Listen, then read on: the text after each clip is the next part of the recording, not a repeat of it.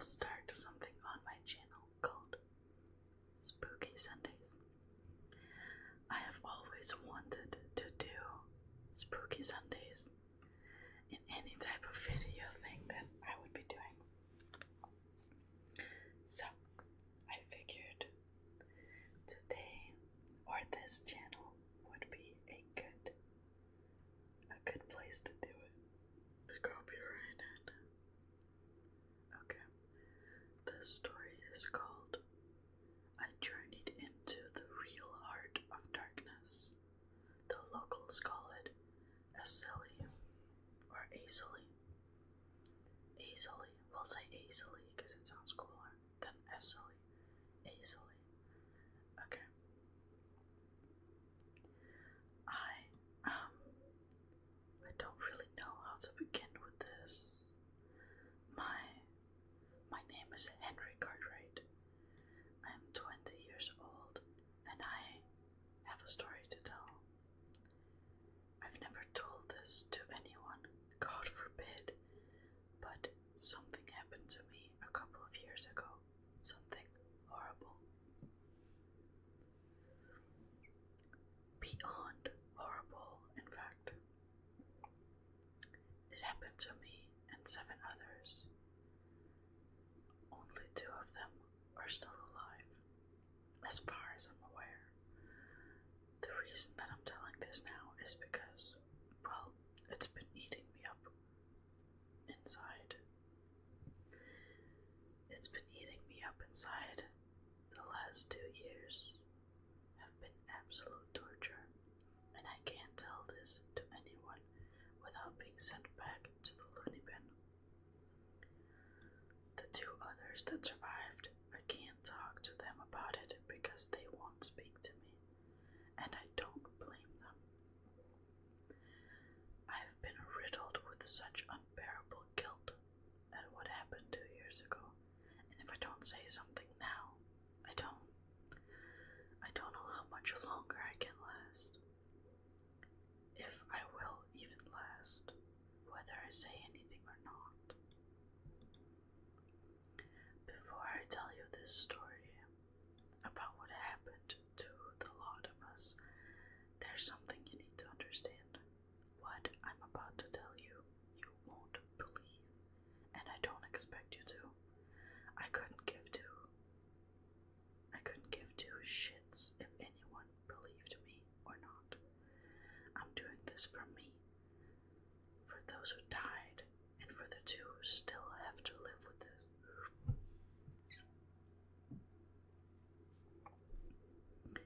I'm going to tell you the story. I'm going to tell you everything, and you're gonna judge me. Even if you don't believe me, you're gonna judge me. In fact, you'll despise me. I've been despising myself for the past 2 years. All I've done since. What? For the past 2 years, all I've done since I've been out of that jungle is numb myself with drinks and drugs. Numb enough that I don't even recall ever being inside that place. That only makes it worse, far worse. But I can't help myself. I've gotten all the mental health support I can get. I've been in and out of the psychiatric ward, even a roundabout of doctors and never-ending supply of pills. But what help is all that when you can't even tell the truth about what really happened to you? As far as the doctors know, as far as the world knows, all that happened was that a group of stupid adults who thought they knew how to solve the world's problems got themselves lost in one of the most dangerous parts of the world. If only they knew how dangerous that place really was. And that's the real reason why I'm telling my story now. Because as long as that place exists, as long as no one does anything about it, none of us are safe. None of us. I journeyed into the real heart of darkness. locals call it easily. Like I said, this all happened around 2 years ago. I was living a comfortable life in North London at the time.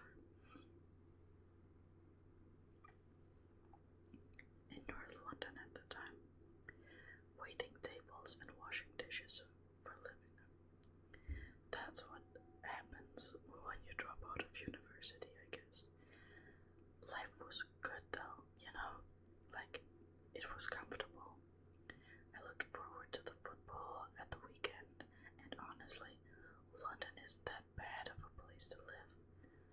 It's busy as hell, people and traffic everywhere, but London just seems like one of those places that brings the whole world to your feet.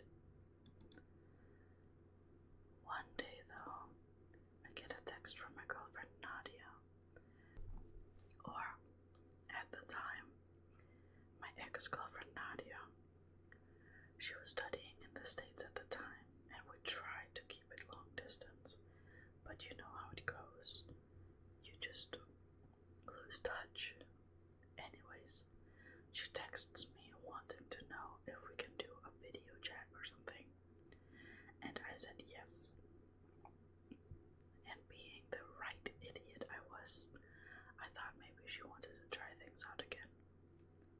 That wasn't exactly the case. I mean, she did say that she missed me and was always thinking about me, and I thought the same, but she actually had some news. She had this group of friends, you see, an activist group. They called themselves the BADS, BADS. What that stood for, I don't know. They were basically this group of activist students that wanted equal rights for all races, genders, and stuff. Anyway, Nadia tells me that her and her friends were all planning this trip to Africa together. To the Congo actually. And she says that they're going to start their own commune there in the ecosystem of the rainforest.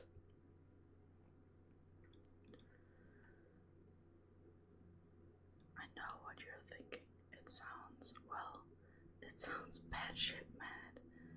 And that's what I said. Nadia did somewhat agree with me, but her reasoning was that the world isn't getting any more equal, and it's never really going to change. And so her friend said, why not start her own community in paradise? I'm not sure a war-torn country riddled with disease counts as paradise, but I guess to an American, any exotic jungle might seem that way. Anyway, Nadia then says to me that the group are short of people going, and she wondered if I was interested in joining their commune.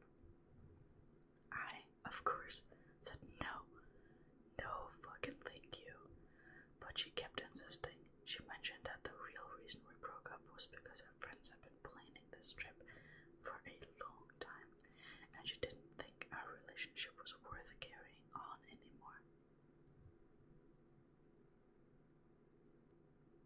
She still loved me, she said, and that she wanted us to get back together. As happy as I was to hear she wanted me back, this didn't exactly sound like the Nadia I knew. I mean, Nadia was smart, really smart, actually, and she did get carried away with politics and that, but even for her, this all felt quite mad. I told her I did think about it for a week, and against my better judgment, I said yes. I said yes, not because I wanted to go, because I didn't want to go. Who seriously wants to go live in the middle of the fucking jungle? I said yes because I still loved her, and I was worried about her. was worried she'd get into some real trouble down there, and I wanted to make sure she'd be alright. I just assumed the commune idea wouldn't work, and when Nadia and her friends realized that, they would all sawed off back to the States. I just wanted to be there in case anything did happen. Maybe I was just as much of an idiot as them on. We were all idiots.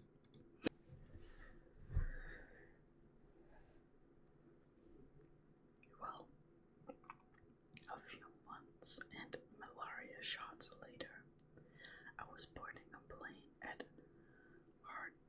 Heathrow Airport and heading to, I'm gonna butcher this, Kinshasa, capital of the Democratic Congo. My big sister Ellie, she begged me not to go. She said I was putting myself in danger, and I agreed. But it felt like I didn't really have a choice. My girlfriend was going to a dangerous place, and I felt I had to do something about it. My sister, she basically raised me. We both came from a dodgy family, you see, and so I always saw her as kind of a mom. And no, sorry, not and. I always saw her as kind of a mom. It was hard saying goodbye to her because I didn't really know what was going to happen. But I told her I'd be fine and that I was coming back. And she said, "You better." Anyways, I get on the plane and that's when things already start to get weird. It was a long flight, so I tried to get plenty of sleep, and that's when the dreams start, or the same dream. I dreamt I was already in the jungle, but I couldn't move. I was just floating through the trees and that, like I was watching a David Attenborough documentary or something. I'm so sorry if I butcher anything. I'm really not great at names. Next thing I know, there's this fence or barrier of sorts running through the jungle. It was made up of these long wooden spikes crisscrossed with one another, sort of like a long row of X's. But on the other side of the fence, the rest of the jungle was like pitch black. Like you couldn't see what was on the other side. But I can remember I wanted to. I wanted to go to the other side. Like it was calling me. I feel myself being pulled through to the other side of the fence and into the darkness. And I feel terrified, but excited at the same time. And that's when I wake up back on the plane. I'm all panicked and covered in sweat, and so I go to the toilet to splash water on my face. And that's when I realize I really don't want to be doing this. All I think now of doing is landing in Kinshasa and catching the first plane back to Heathrow.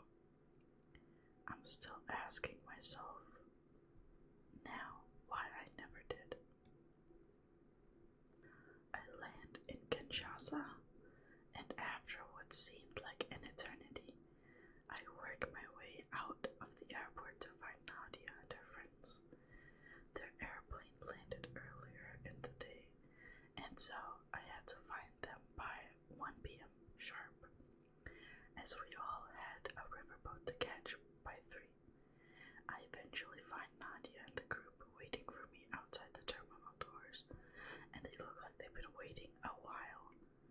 much anxiety as I had at the time,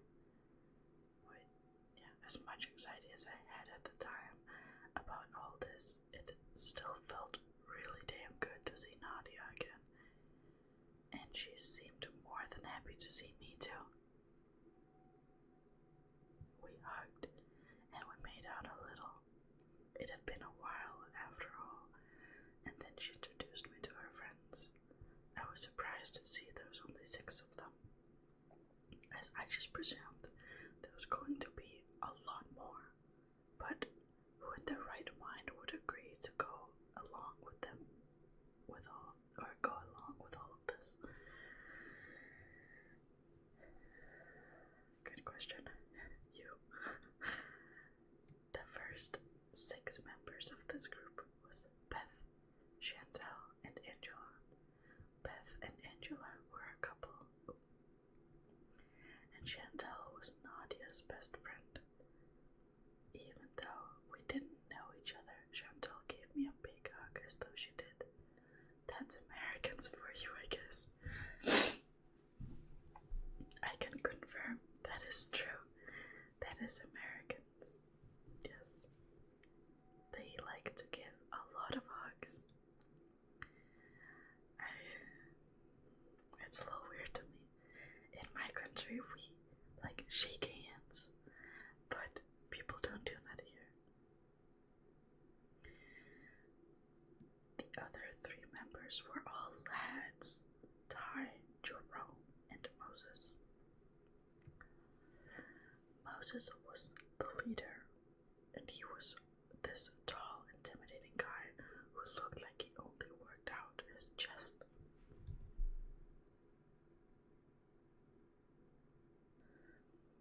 He wore this gold cross necklace as though...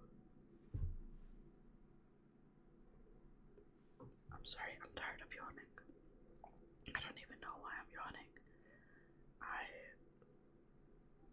slept and then I took a nap. I should have gotten enough sleep.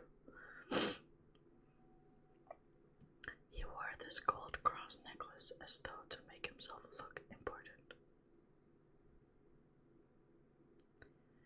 Moses wasn't his real name. That's just what he called himself.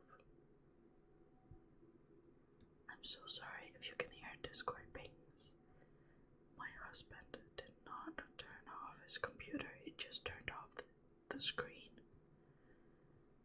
And so, his Discord is going off. I'm kinda mad. I texted him to go on his phone and turn it to do not disturb. But he hasn't seen it. So, I am stuck recording while he gets ping after ping after ping. So, if you can hear it, I'm sorry. It's just gonna have to stay in the video because I'm not gonna cut out story. He was kind of a religious nut of sorts, but he looked more like an American football player than anything. Right from the beginning, Moses never liked me. Whenever he even acknowledged me, he would call me some name like Oliver Twist or Mary Poppins. Either that or he would try mimicking my accent to make me sound like a chimney sweeper or something.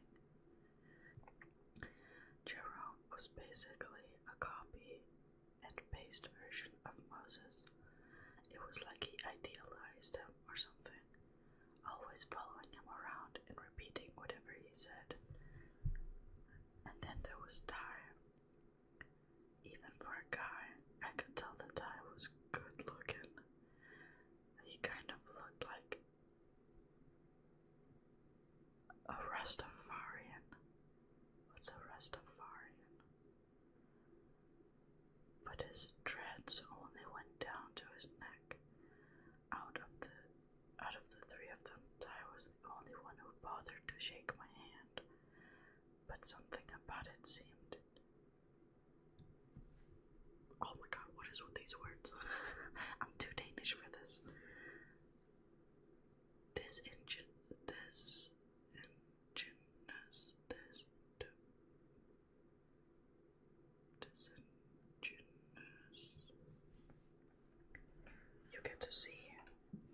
it said today because I need to look this word up.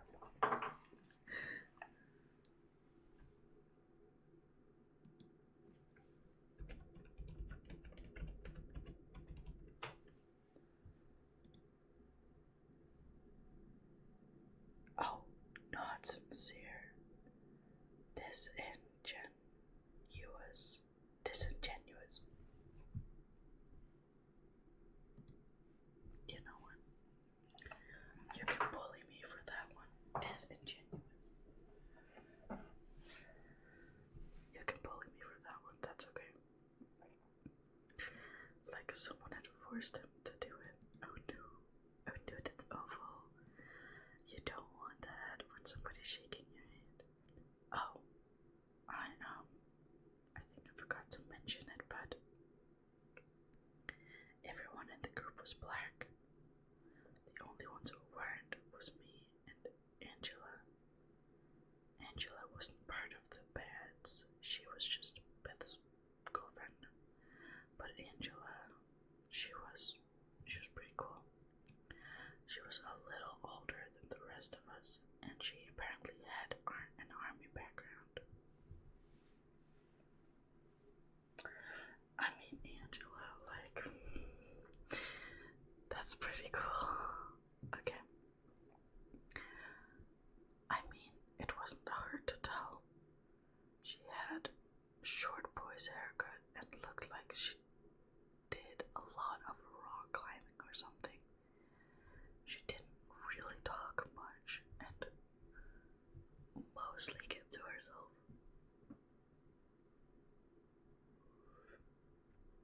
But it actually made me feel easier with her there. Not because of, but neither of us were bads. Not bads, bad. Like badasses, I guess. Bads. None of us were bads members from what Nadia told me. Oh, from what Nadia told me, Moses was hoping to create a black utopia of sorts. His argument was that humanity began in Africa, and so, as an African American group, Africa would be the perfect destination for their commune. I guess me and Angela tagging along kind of ruined all that, as much as Moses really didn't like me. It turned out Ty hated me for different reasons. Sometimes I would just catch him staring at me like he just hated the shit out of me. I wouldn't learn till later why that was. What happens next was the journey up the Congo River. Not much really happened, so I'll try my best to skip through it. Luckily for us, the river was right next to the airport, so reaching it didn't take that long. Which meant we got to avoid the hours-long traffic. As bad as I thought London traffic was. Kinshasa was apparently much worse. We get to the river and it's huge. I mean, really huge. The Congo River was apparently one of the largest rivers in the world, and it basically made the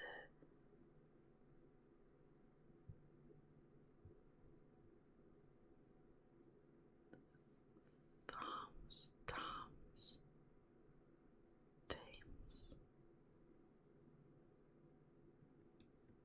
I'm so sorry. Some other river look like a puddle. Anyways, we get there and there's this guy waiting for us by an old wooden boat with a motor. I thought he looked pretty shady, but Moses apparently arranged the whole thing.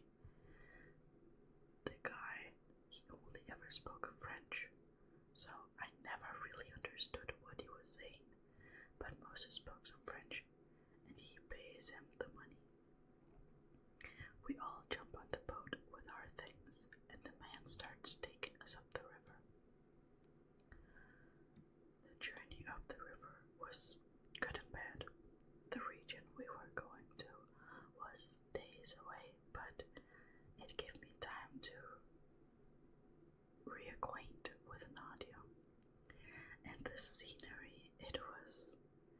was unbelievable.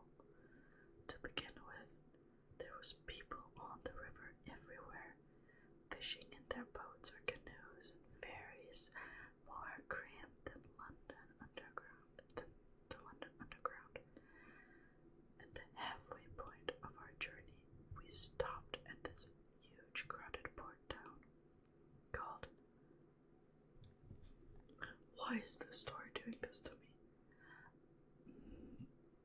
Bandaka.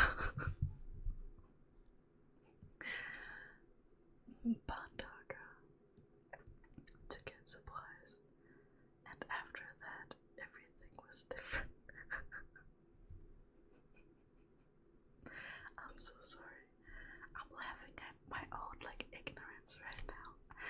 I feel really bad that I don't know these words, but at the same time, I've never heard them before, so I wouldn't know. The river, the scenery. It was like we left civilization behind or something. Everything was green and exotic.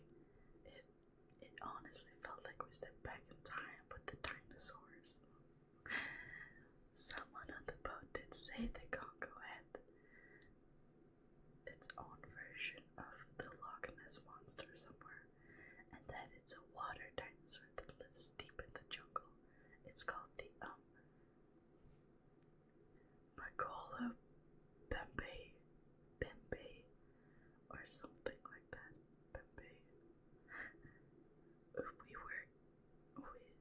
we were going, I couldn't decide whether I was hoping to see it or not. I think not. Well, I guess if you see it, you know it's there. But if you don't see it, you'll never know. It's like the fear of the unknown. Okay. I did look forward to seeing some animals on the trip, and Nadia told me we would probably get to see hippos or elephants. But that was a total letdown. We could hear birds and monkeys in the trees along the river, but we never really saw them. I guess I thought this boat ride was going to be a safari of sorts. We did see a group of crocodiles sunbathing by the riverbanks, and if there was one thing on the boat ride I feared the most, it was definitely crocodiles. I think I avoided going near the edge of the boat the entire way there. I get that, but also crocodiles have a weak spot, right? It's hard to show on a human, but it's behind their eyes, there's an indent on their head. That's their weak spot, I think. I could be wrong. Don't take my word for it. Take it with a grain of salt. The heat of the boat was unbearable, and for half the journey, it just poured with rain. That's gotta be nice though, if it's really warm. Then you get cooled off at least. But the humidity was like nothing I've ever experienced in the last 2 days of the boat ride. All it did was rain constantly. We were all drenched. The river started to get more and more narrow. Okay, narrow enough for only the boat to fit through. The guy driving the boat started speeding around the bends of the river.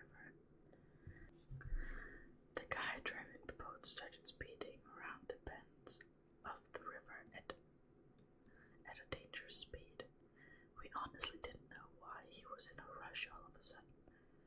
We curved around one bend, and that's when we all noticed a man waving us down by the side of the bank. It was like he had been waiting for us. Turns out this was also planned. Oh, okay. There's a man, Fabrice.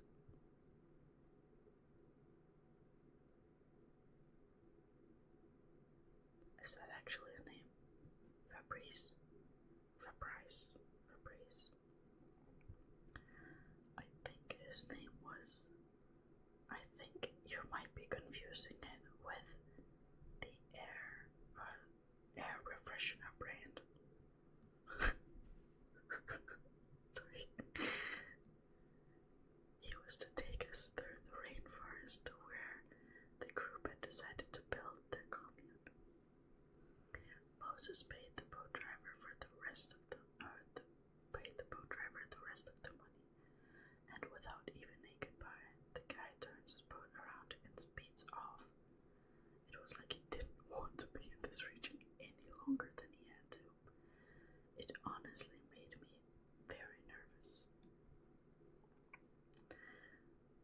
We tracked down foot for a couple of days, and honestly, the humidity was even worse inside the rainforest.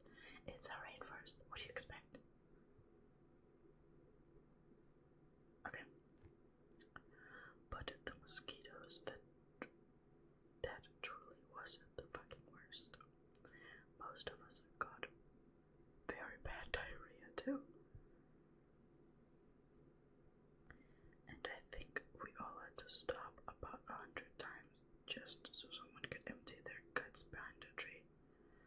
On the last day, the rain was just pouring down, and I couldn't decide whether I was too hot or too cold. I remember thinking that I couldn't go on any longer. I was exhausted. We all were.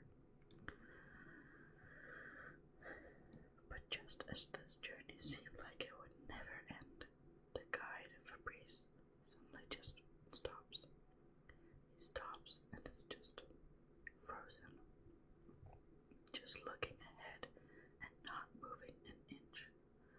Moses and Jerome tried snapping him out of it, but then he just suddenly starts taking steps back, like he hit a dead end.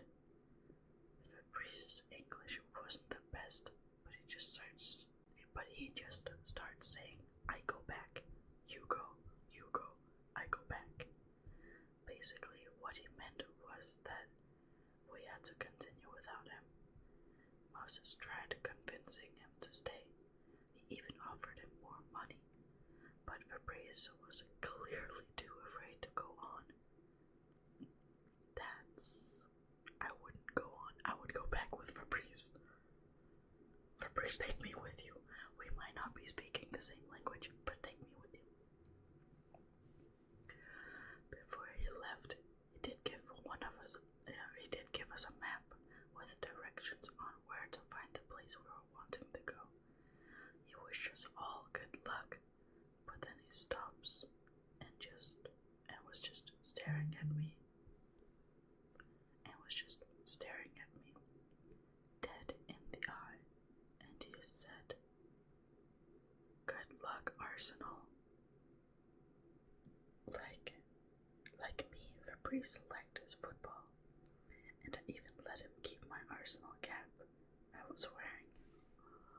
That's so sweet, that's why he called him Arsenal. But when he said that to me, it was like he was wishing me luck most of all, like I needed it the most.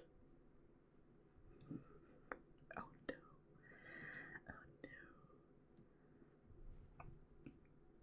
I hope he prepared to survive in the wild before going.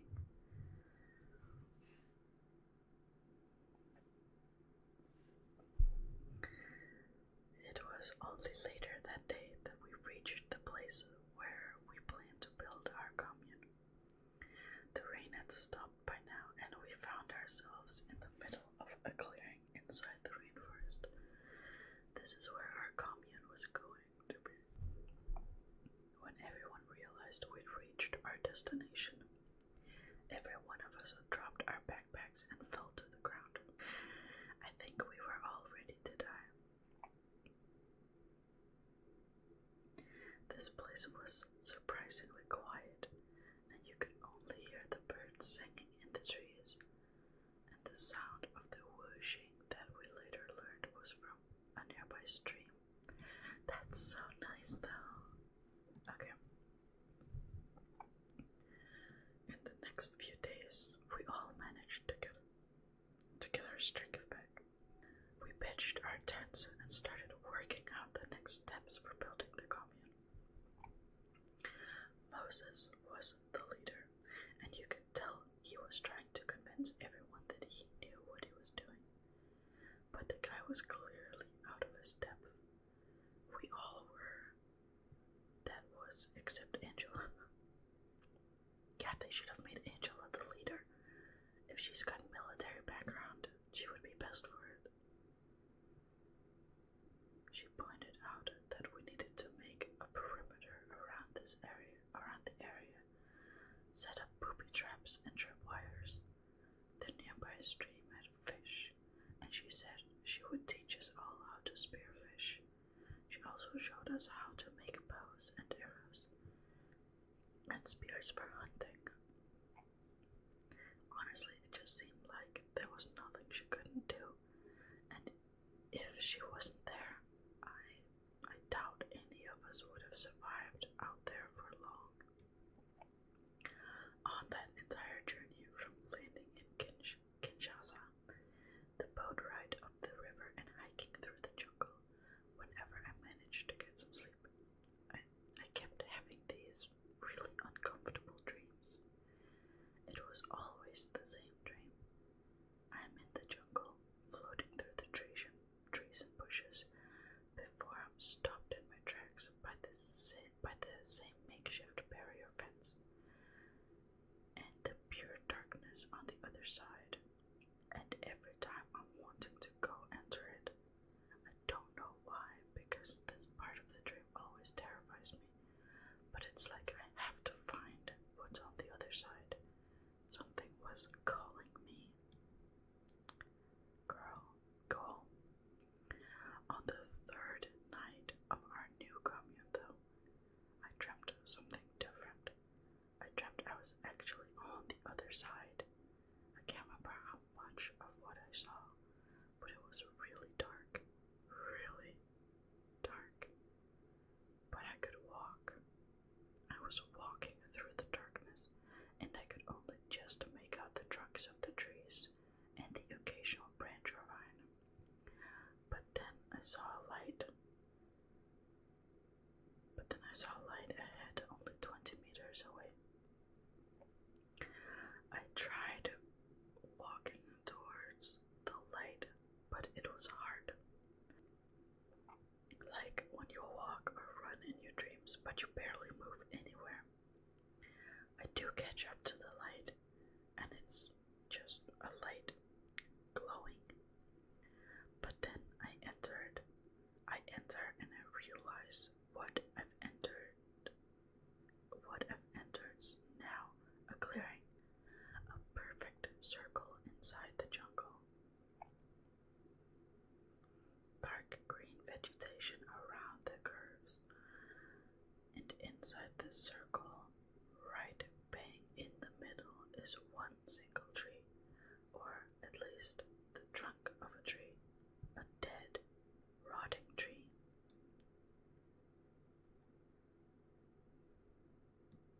It had these long snake-like roots that curved around the circles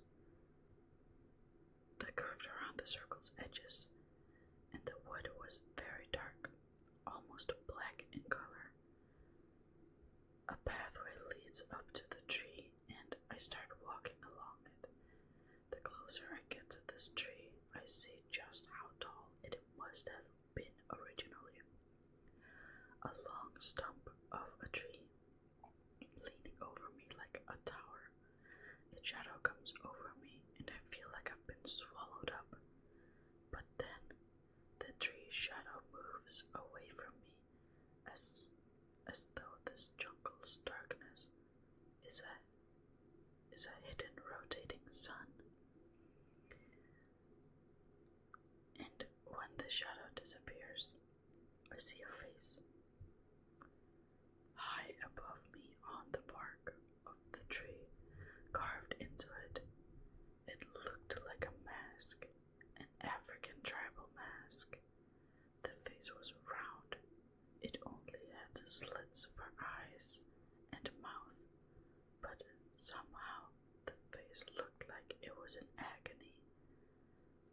most unbearable agony. I could feel it. It was like torture, being stabbed all over 1,000,000 times, or having your own skin peeled off while you're just standing there. Then I feel something down my ankles. I look down to my feet and around me, around the circle. The floor of the circle was covered with what looked like hands, severed hands, scattered all over.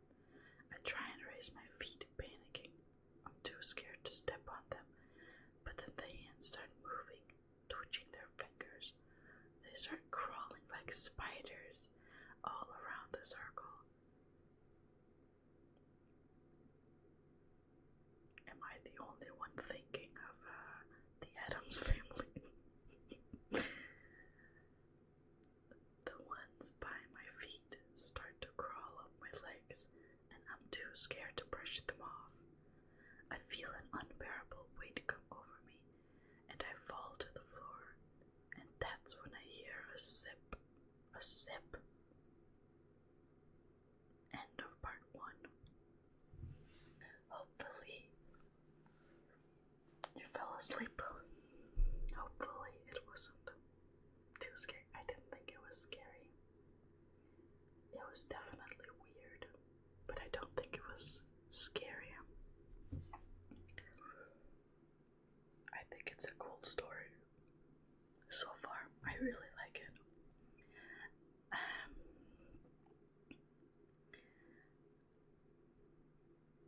Yeah, I hope you like it too.